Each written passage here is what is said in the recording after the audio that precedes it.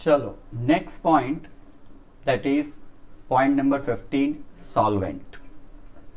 Okay, अब देखो ध्यान से, हमने असेट्स, लायबिलिटीज, डेटर्स और क्रेडिटर्स ये सब टर्म समझ लिया है।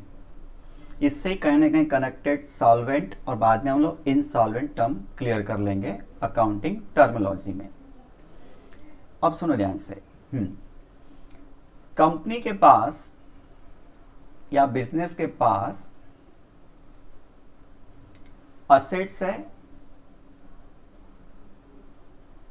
At the same time company के पास लायबिलिटीज भी होती है। Assets belongs to the company and liability is amount payable to the outsiders.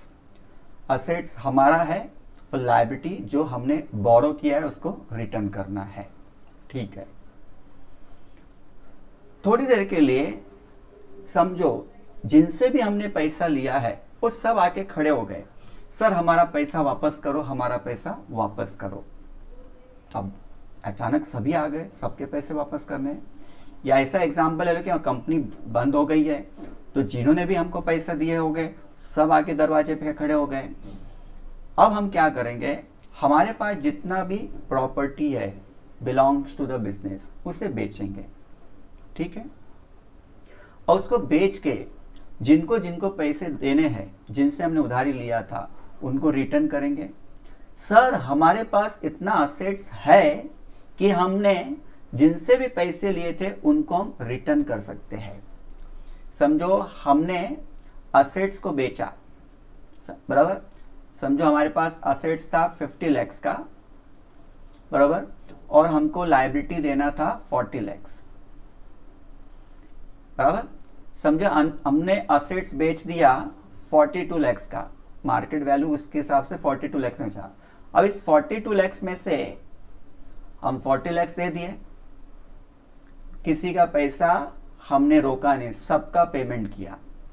ऐसा भी हो सकता है कि हमने बिजनेस के अंदर जो भी असेट्स था बेचा, समझो बिजनेस के असेट्स को बेच के हमको 35 लाख ही मिला था, लेकिन लायबिलिटी तो मुझे 40 लाख देना है, 40 लाख देना है।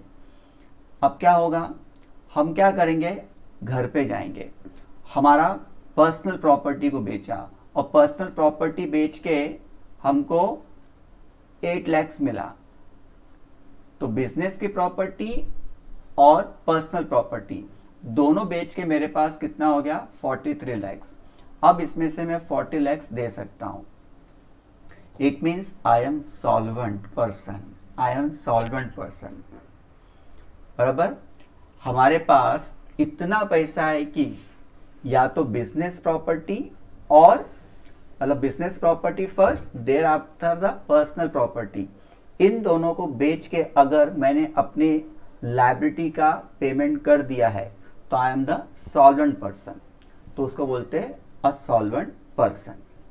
सर ऐसा हुआ कि हम पेमेंट नहीं कर पाए तो we are insolvent person, we are insolvent person. Means solvent person assets is always more than their liabilities, ये याद रखो।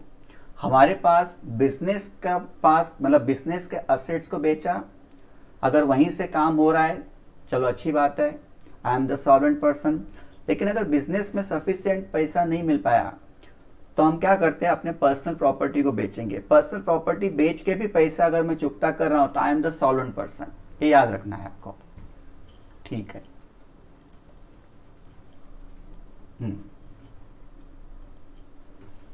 लिखा हुआ है a person who is capable to pay his past,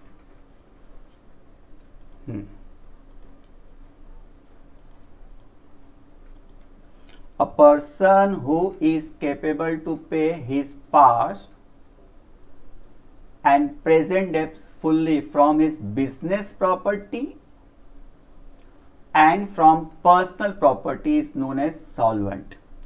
A solvent person's properties always exceed his business debts.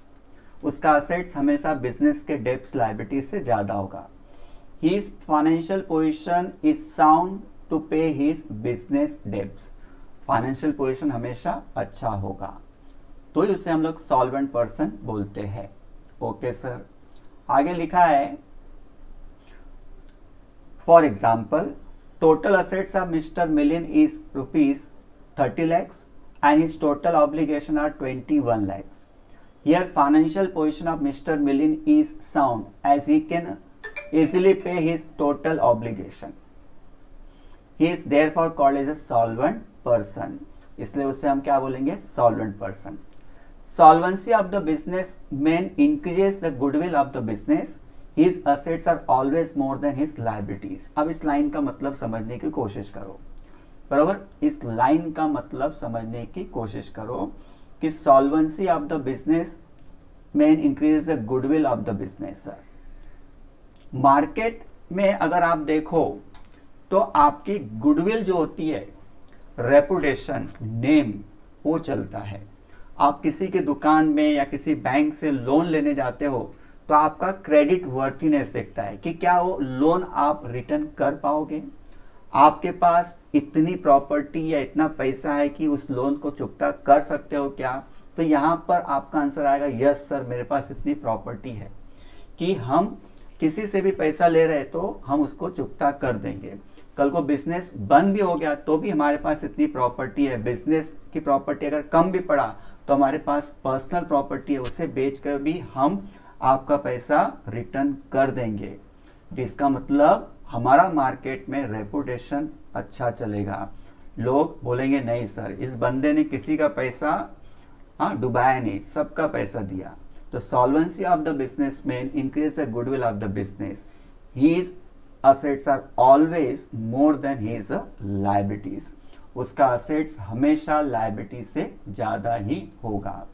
His assets are always more than his liabilities. तो ये हो गया सॉल्वेंट